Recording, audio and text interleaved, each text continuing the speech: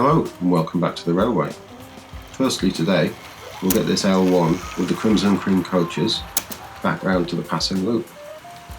She's model number R350 with R36 tender, and the coaches are R628 composite, R626 buffet, R627 brake.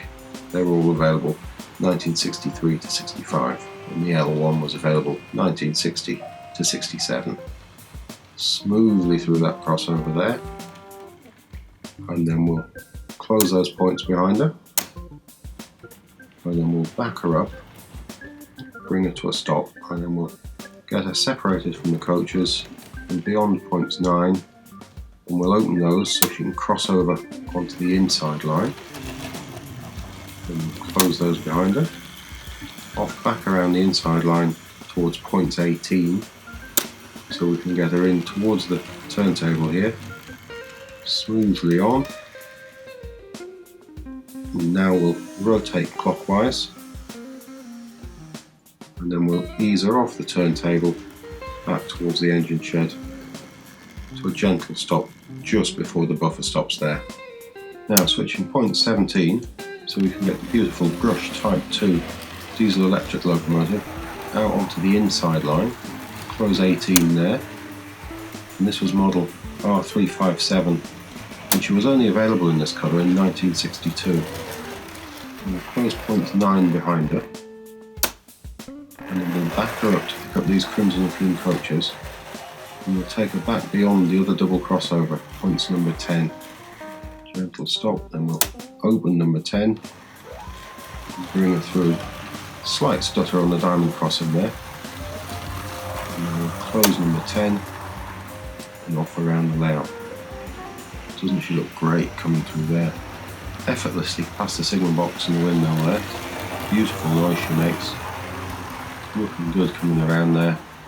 And along past the station. I just love this long shot. And we're going to bring her up past the gasometers, all the way through, bring the coaches clear at points 11.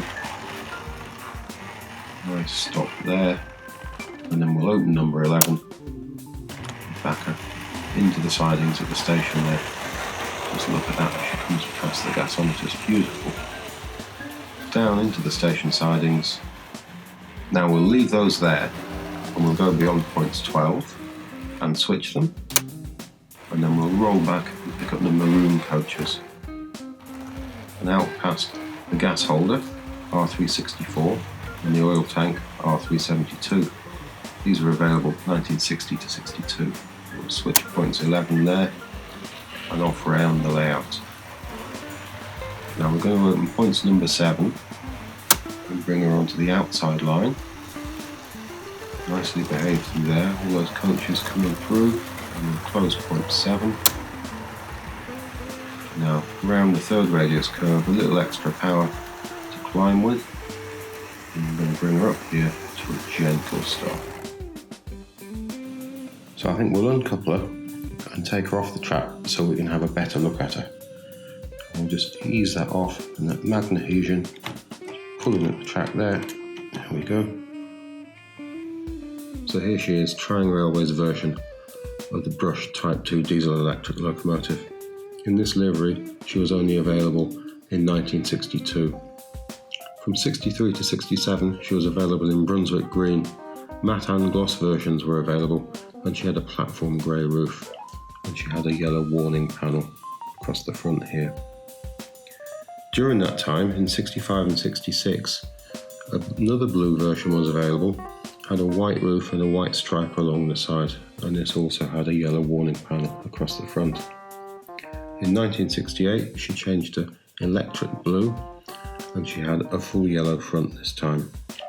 In 69 to 71, she was rail blue, again with the full yellow front, and then in 1972 she went back to Brunswick green, but this time she had extra power pickups on the dummy bogie.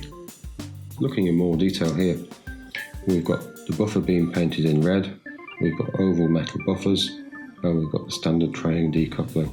We've got handrails moulded down both sides with some perhaps pipe work here and some lights and footholes up the front. There is door detail here, presumably this would have been to gain access to coaching stock. We've got beautiful shaped windows there. And we've got the head code here of 9D80. I believe there are a number of different head codes on these models as the years went by. We're looking down the side of the cab here.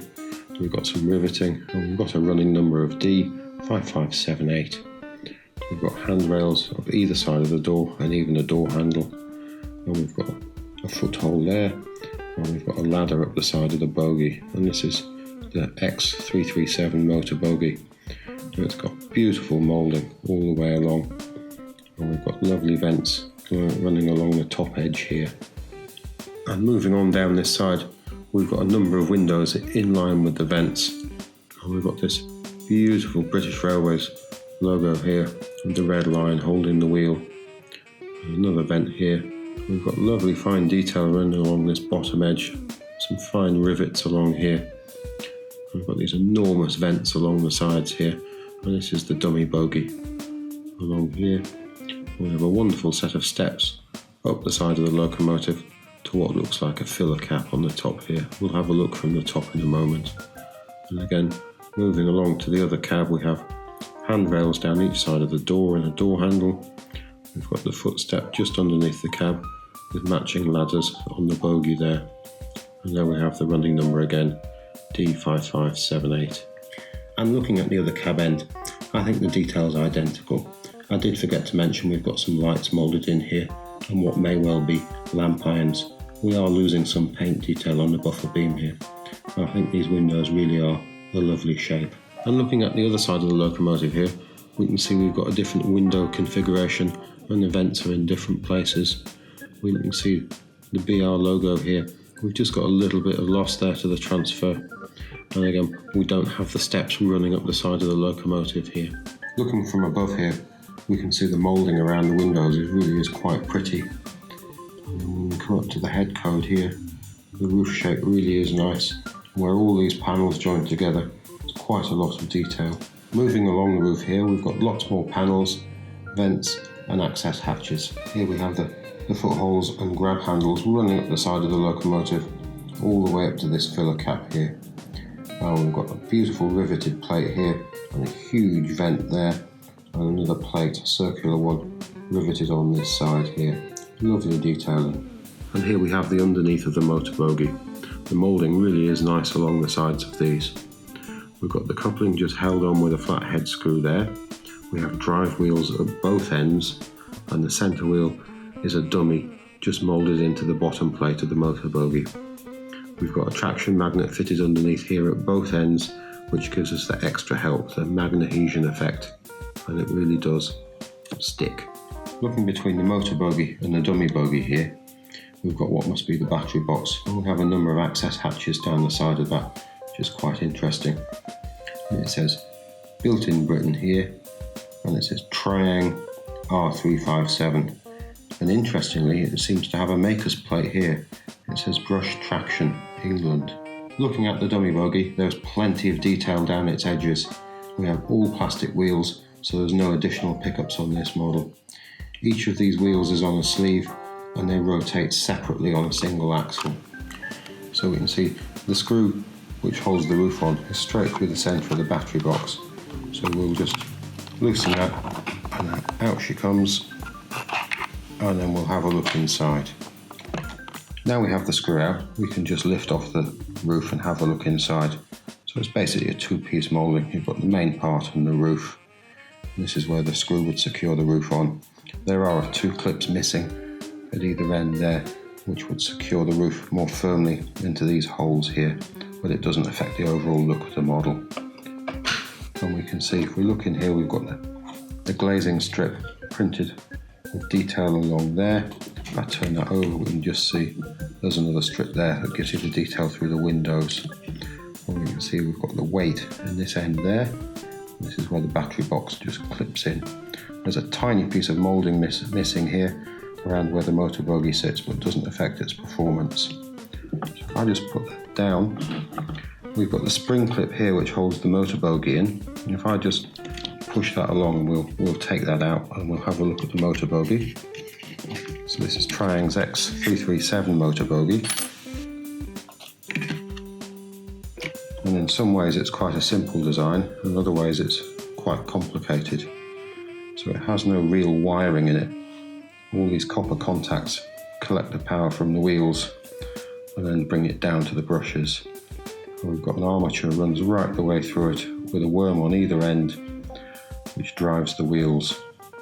Now this armature sits on these little white plastic bushes here, and underneath these bushes is moulded a little plastic hoop.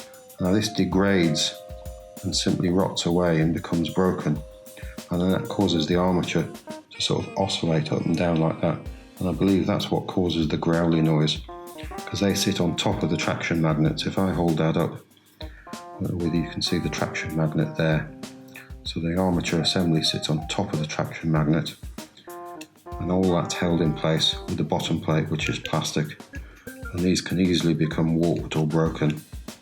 And once everything's not held together, you get all that movement in the armature and it causes noise and wear to the gears. So I think if we put this down, we'll have a quick look at the box. We'll just move those to one side. And there we have on the end R.357 A1A Diesel Electric Locomotive with Magnehusion, and somebody's written in pencil grey here. You can see it's definitely seen better days. It's been tape shut on a number of occasions, and it's always quite nice to have the boxes.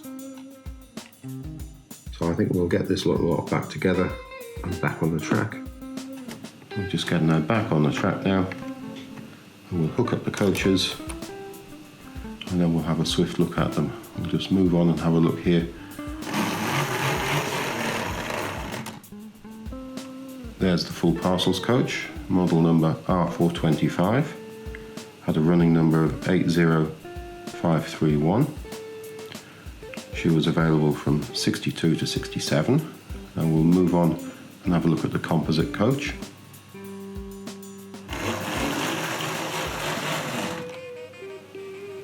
And here she is, model number R.422, available 1962 to 69. Has a running number of 15865, has seating fitted. And then we'll move swiftly along to the buffet.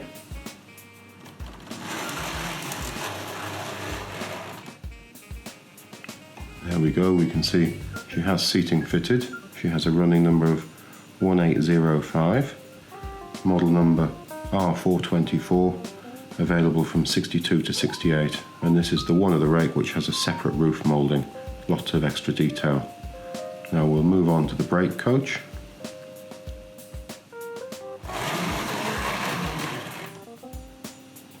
And here we have the brake. Model number R.423, has a running number of 35024, available from 62 to 69, has seating fitted. Now I think we'll move these on and we'll have a run around the layout, and we'll get them moved back around to the passing loop. And off she goes with that terrific brake of coaches. Let's have a look at page 11 from the 1962 catalogue, first year which they were all available. Terrific page that. And off she goes down the incline. Beautiful long shot here, coming around the curve and underneath the incline section. Slight wobble.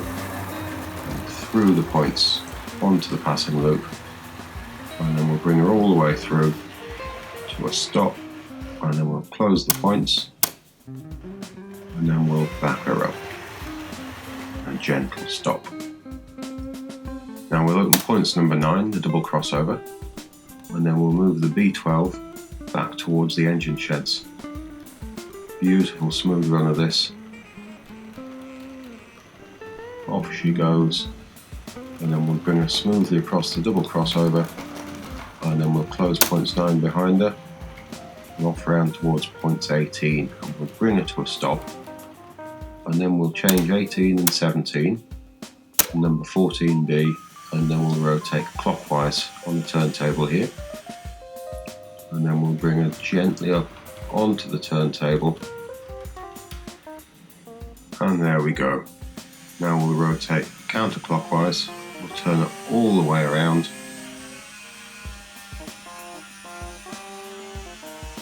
just approaching the outlet track, and then we'll back her off nice and gently up into the engine shed. And we'll close point 11, and then we'll bring the brush type 2 all the way around the passing loop there, and then we'll pick up the brick wagons. And I think we've got those, and then off into the distance she goes. Terrific looking shot that. She goes around the curve, and then we'll open points 9 and bring her back across onto the inside line. Nicely behaved, all of those wheels through there, and then we'll close 9 behind them, and around there past the signal box. And another lovely long shot into the curve, and then we'll open point 8 and bring her onto the outside line. Again, very well behaved through the points, and then we'll close those behind her.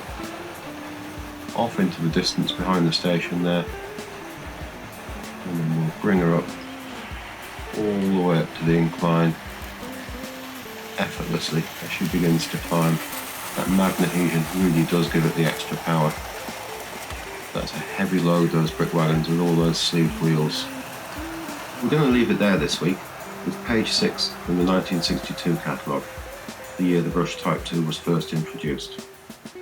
If we look back again next week, we'll have something else from this early Triangle Railways period. Thank you very much again for watching. Goodbye now.